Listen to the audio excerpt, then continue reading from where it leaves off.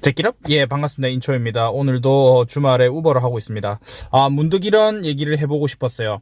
제가 약 1년 동안 우버를 한 2,100회 정도 운행을 하면서, 대략 제가 계산을 해보니까 4,000명이 넘는 손님을 태우고 운행을 했습니다. 그러면서 제가 느꼈던 이 호주인들에 대한 저의 생각에 대해서 한번 말씀드려 보려고 해요.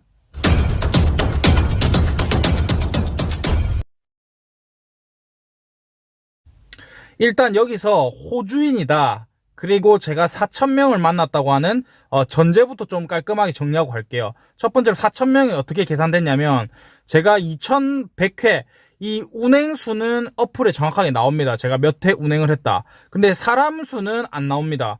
근데 보통 제가 운행을 하면은 한 명 손님이 타는 경우는 많이 없습니다. 평일에는 한 명, 두 명이 제일 많고, 주말에는 3명, 4명 이렇게 단체 손님이 많아요. 대충 그냥 평균으로 2명씩 탔다고 계산을 했을 때 곱하기 2에서 한 4,000명 이상 탔다. 요 정도. 그리고 호주인이라고 말하면은 여러분들이 바로 떠올리실 수 있는 거는 호주인이면 백인이다 이렇게 생각하시는데, 저는 그렇게 생각하지 않고 호주에 살고 있는, 여기서 태어났거나 영주권을 받았거나 시민권을 받았거나 비자 상태, 직업 이런 거 상관없이 여기 이 호주 문화에서 오래도록 그냥 여행객이 아니라 적어도 1년 이상, 2년 이상, 아니면 여기서 태어났거나 하여튼 오래 살고 계신 그냥 호주인 모두를 지칭은 하는 겁니다. 요렇게 이제 전제를 깔고 제가 말씀드려 볼게요. 제가 손님한테 비자 상태를 물어보거나 직업이나 이런 걸 일일이 물어볼 수는 없기 때문에 이 사람들의 그냥 태도, 성향, 이런 것들에 제가 느꼈던 것들에 한해서 한번 말씀드려 보려고 합니다. 우선 첫 번째로 제가 느끼는, 직관적으로 딱 느낄 수 있는 거, 호주 사람들은 굉장히 친절합니다. 친절하다는 거에 대해서는 약간 설명이 필요할 것 같아요. 친절하다. 일단 처음 보는 사람, 낯선 사람에 대해서 굉장히 친절한 느낌이 있는 것 같아요. 물론 아는 사람한테 더 친절할 수도 있겠지만, 기본적으로 얘네들의 어떤 말투라던가 행동, 이런 매너, 애티튜드 이런 것들이 한국하고 좀 달라요. 예. 물론 한국에서도 예의 바른 사람들, 교육을 잘 받은 사람들, 저 같은 사람들은 택시 기사님이나 아니면은 어디 가게를 갔을 때 점원한테 굉장히 예의 바르게 하겠죠. 예. 근데 조금 몸에 배어 있다는 그런 느낌이 약간 다른 것 같고, 물론 한국하고 호주하고 단순히 비교하는 것보다도 제가 그냥 느꼈을 때 굉장히 예의가 바른 것 같다, 매너가 좋다 이런 느낌이 들고, 이 친절함, 이런 매너가 어느 정도냐면, 택시를 보통 타면 자기가 덥거나 춥거나 하면은 창문을 올리고 내릴 수 있잖아요. 근데 이 창문을 올리고 내릴 때도 저한테 물어보고 올리고 내립니다. 이건 좀 과하다 싶을 정도로 약간 이런 매너, 이 차가 자기 차가 아니고 남의 차를 타는 거니까 약간 그런 거를 물어보고 해야 된다는 그런 교육을 받는지 잘 모르겠어요. 근데 항상 can I do you mind 이러면서 이제 저한테 이제 부탁조로 물어보면서 창문을 내려도 되냐, 좀 추운데 올려도 되냐 이런 식으로 하는 경우가 있어요. 그래서 약간 처음엔 제가 그런 것들을 접할 때 문화 충격을 좀 받았어요. 왜 이걸 물어보고 하지? 그냥 더우면 자기가 문 내리면 되지. 그리고 저도 택시를 한국에서 많이 타봤지만 이런 경우가 많죠. 창문을 열어놓고 내리는 경우가 많아요. 이거 우리가 그렇게 매너에 어긋나는 행동이라고 생각도 안 하고 인지도 안 합니다. 근데 얘들은 항상 내릴 때 되면은 창문을 이렇게 내려놨다 그러면 창문을 꼭 올려놓고 내려요. 그러니까 자기가 있었던 자리에 자기 물건이 아닌 것들을 이용을 했다 그러면은 뭔가 제자리에 돌려놓고 가야 된다, 약간 그런 교육을 받나 봐. 그래서 나는 이게 한두 사람이 아니고 대부분의 사람들이 이렇게 똑같이 행동하길래 이런 것들이 약간 좀 다르구나, 요런 생각을 했어요. 약간 매너나 어떤 그 택시 이런 공공 서비스를 이용할 때에 대한 태도, 약간 그런 친절함. 그리고 다음으로는 이분들이 굉장히 평판에 신경을 많이 쓴다는 느낌이 들어요. 평판. 여기에 우버 시스템에 제가 앞선 영상에서 몇 번 말씀드렸지만, 저도 고객을 평가하고 고객도 제 서비스를 평가하는 시스템이 있습니다. 이 우버 택시 트립이 끝나면은 제가 고객이 어떻게 행동이 좋았다, 대화가 즐거웠다 이런 걸 평가할 수 있고, 고객도 점수가 주어집니다. 그래서 고객이 우버를 부를 때, 우버 서비스를 이용할 때 이미 그 기사들한테도 고객의 그 정보가 떠요. 점수가 뜨고 약간 그런 게 뜹니다. 그러면 대충 이 점수를 보고 이 사람이 어떤 성향의 고객이겠다, 뭐 친절하다, 굉장히 매너가 좋다, 이런 걸 파악할 수 있거든요. 그래서 위협을 느낀다, 또는 너무 매너가 안 좋을 것 같다, 뭐 예를 들면 5점 만점에 3점 이하다, 이러면 내가 거부를 할 수 있어. 그리고 우버 시스템 좋은 게 드라이버, 운전자의 점수가 높고 고객도 점수가 높으면 점수 높은 사람끼리 매칭될 확률이 높습니다. 예. 그렇게 등급제를 나눠놔서, 그러니까 매너가 좋은 사람들끼리 이렇게 매칭이 되는 거야. 그러니까 굉장히 서비스가 점점 더 좋아질 수밖에 없어요. 예. 그런 건데, 이 사람들도 항상 이제 자기들이 내릴 때 뭔가 자기가 잘못을 했거나 실수를 했거나 하면 저한테 굉장히 사과를 하면서 나한테 이 별점을 잘 달라고 이렇게 부탁을 해요. 그러니까 한국에서 같은 경우는 약간 이렇잖아. 고객은 무조건 고객은 갑이고 서비스를 제공한 사람은 을이다. 그래서 약간 그 논란이 된 게 갑질이잖아요. 예. 고객이 돈을 주고 서비스를 이용하니까 고객이 왕이다, 뭐 이런 개념인데, 우버만 그런지는 모르겠어요. 우버의 이 시스템 때문에 그런지 모르겠는데, 제가 여기 호주에 2년 정도 살아보면은 대체적으로 이건 우버뿐만 아니고 모든 서비스를 이용하는 어떤 산업에서 다 약간 적용되는 것 같아. 뭐 카페를 가든지 레스토랑을 가든지 약간 상호 존중 이런 게 있어요, 확실히. 그러니까 얘네들이 갑이라고 생각을 그렇게 크게 안 해. 한국하고 비교를 했을 때. 물론 내가 고객이고 내가 서비스를 이용하는 거지만 나도 어째 보면은 감사하는 거예요. 예. 돈을 지불하고 정당한 대가로 서비스를 이용하는데 나도 이 서비스를 이용함으로써 얻는 기쁨이 있잖아. 제공받는 거에 대한 기쁨. 상호 존중이 확실히 한국보다는 좀 그런 면에서는 약간 기본적으로 깔려 있는 것 같다, 이런 느낌이 들고요. 세 번째로는 이 사람들이 굉장히 개인적인 질문을 많이 합니다. 뭐 서양 사람들은 그렇잖아요. 우리가 인식하기에 서양 사람들은 개인의 프라이버시를 굉장히 존중해서 그런 영역을 침범하지 않는다, 뭐 이런 얘기를 하잖아요. 근데 제가 봤을 때는 그런 것 같지 않아요. 예. 이게 택시를 탔을 때는 사람들이 그런 얘기를 안 할 수도 있는데, 우버를 탔고 또 저는 외국인이라는 신분을 알고 있고, 왜냐면 어플에 뜨니까 저는 한국인이다, 뭐 내가 외국인 신분인지 영주권자인지 모르지만 어쨌든 내가 여기서 안 태어난 건 알 수 있어. 그래서 얘기를 하다 보면은 그런 걸 알잖아요. 그러면 이것저것 내 인생 스토리에 대해서 물어봐. 때로는 그런 대화들이 굉장히 재밌을 수도 있는데, 솔직히 나는 말씀드렸잖아요. 4,000명이라고. 이게 이 사람들은 나를 처음 보는 거지만 나는 하루에도 이런 질문하는 손님들이 너무 많아. 예를 들면 너 여기 왜 왔냐, 뭐 신분이 뭐냐, 학생이냐, 얼마나 몇 년 동안 살았냐, 애들레이드맨 살았냐, 뭐 한국에서 무슨 직업을 가졌냐, 이런 진짜 뻔한 질문들이 저한테는 너무 뻔해요. 그러니까 어쩔 때는 이런 대화들이 좀 스트레스 받아. 너무 반복적으로 기계적으로 똑같은 얘기를 하다 보니까 얘기 안 하고 싶을 때도 있거든요.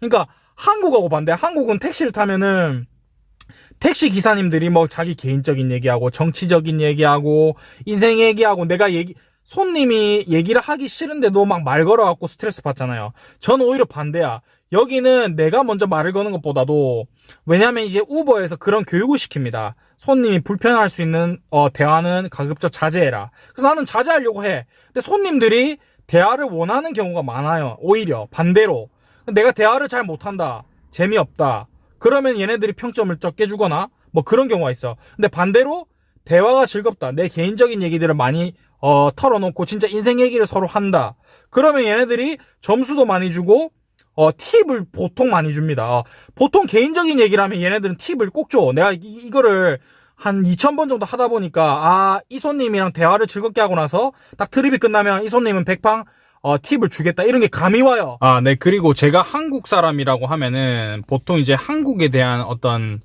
얘기를 해요. 자기들이 알고 있는 한국에 대한 이미지, 뭐 K-팝, K-드라마, 뭐 영화, 그리고 이런 것들에 대해서 얘기를 하는데, 제가 느끼기에는 한국에 대한 이미지가 굉장히 좋아요. 이 사람들이 갖고 있는 한국에 대한 이미지.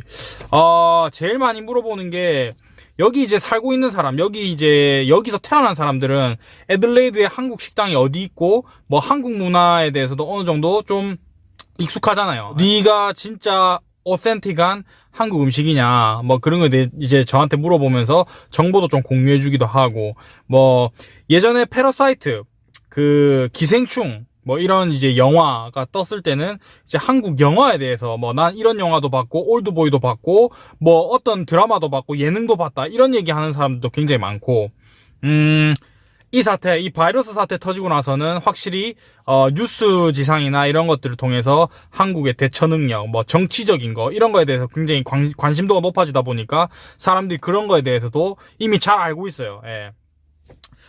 굉장히 기억에 남는 손님이 하나 있는데 그분은 K-팝을 좋아하거나 한국을 막 좋아하진 않았는데 레이디 가가 광팬이었습니다. 얼마 전에 레이디 가가가 신곡이 발표가 됐는데 레이디 가가 그 노래 중에 한국의 블랙핑크랑 이 콜라보를 해서 만든 노래가 있어요. 굉장히 유명합니다. 예, 제가 그 제목을 까먹었는데 아마 검색해 보시면 바로 나와요. 저도 그분이 하도 레이디 가가 광팬이어가지고 이제 그 얘기를 듣고 저도 그게 알게 됐어요. 그러니까 한국 사람보다도 오히려 한국의 어떤 K-팝이나 K-웨이브라고 하죠. 한류 이런 거를 호주 사람을 통해서 제가 간접적으로 새로운 뉴스를 접하는 경우가 많아요. 오히려 그렇기 때문에 이게 참 한국이 글로벌하게 또 호주에서도 굉장히 영향력이 있구나 이런 생각을 많이 하고, 대부분 이 사람들이 한국 하면은 일단 느끼는 게 굉장히 좋은 이미지, 뭔가 깔끔하고 여행 가보고 싶다, 막 그런 이미지들. 내 주위에 한국 친구가 있는데 굉장히 나이스하다, 무슨 뭐 태권도 도장을 차려가지고 원장으로 있는데 굉장히 좋은 친구다, 뭐 이런 것들. 자기가 만난 사람들, 한국 사람들은 굉장히 나이스하고 친절하고 교육받은 느낌이다, 이런 얘기들을 많이 할 때마다 이제 저는 이제 좀 약간 자부심을 느끼죠. 물론 내가 한국이 싫고 질려서 떠났지만서도 밖에서 보는 또 한국은 다르구나, 뭐 이렇게 느낄 때가 많아요. 예. 무조건 또 약간 좀 나이대가 있으신 분들, 중장년층들은 뭐 여행을 많이 안 가보셨거나 한국에 가보신 적이 없어요. 그러면 한국 하면 떠오르는 이미지는 무조건 북한입니다. 여러분들 이건 여행 가셔서 아마 많이 느낄 거예요. 한국에서 왔다면 북한 얘기를 꼭 해. 나는 그게 처음엔 굉장히 지겨웠는데 지금은 그냥 그러느냐고 이 사람들 입장에서는 그럴 수 있겠다 하고 그냥 얘기를 해주거든요. 뭐 노스코리아가 요즘에 어떻고 뭐 김정은이 어떻고, 그런 얘기를 해요. 뉴스에 다 뜨거든. 여기도 굉장히 세계 뉴스에 밝아요. 호주 뉴스가 워낙 재미없는 동네다 보니까 미국 뉴스, 영국 뉴스, 세계 뉴스, 뭐 홍콩, 중국 뉴스 이게 다 나옵니다. 그래서 저보다 어째 보면은 북한에 대해서 더 많이 아는 사람도 있어. 그래서 항상 나한테 뭐 북한에 대해서 어떻게 생각하냐, 군사적 긴장감이 어떠냐, 실제로 어떠냐 굉장히 궁금해요. 그 사람들은 밖에서 봤을 때는 굉장히 위험하다고 생각할 수도 있거든. 김정은이 막 설쳐사면은. 그래서 정치 성향에 대해서 물어보는 경우도 있고, 특히 또 내 군대, 내가 이렇게 말을 하지. 우리는 실질적으로 북한 사람들하고 개인적인 어떤 커넥션을 할 수가 없다. 군사적으로는 우리가 적이기 때문에 국방의 의무를 다한다, 뭐 이런 얘기를 꼭 하거든요. 그러면 이제 내 군대 얘기를 물어보고 막 경험 물어보고 이런 식이에요. 여기서 직전 손님들도 중년 부부가 탔었는데 북한에 대해서 굉장히 궁금해서 또 나한테 물어보고, 그리고 뭐 극소수긴 한데 손님 중에서 뭐 제 서비스가 마음에 안 들거나 또는 본인이 뭔가 잘못을 해서 예를 들면 제가 그 손님이 있는 장소까지 제대로 못 찾아갈 경우가 있어요.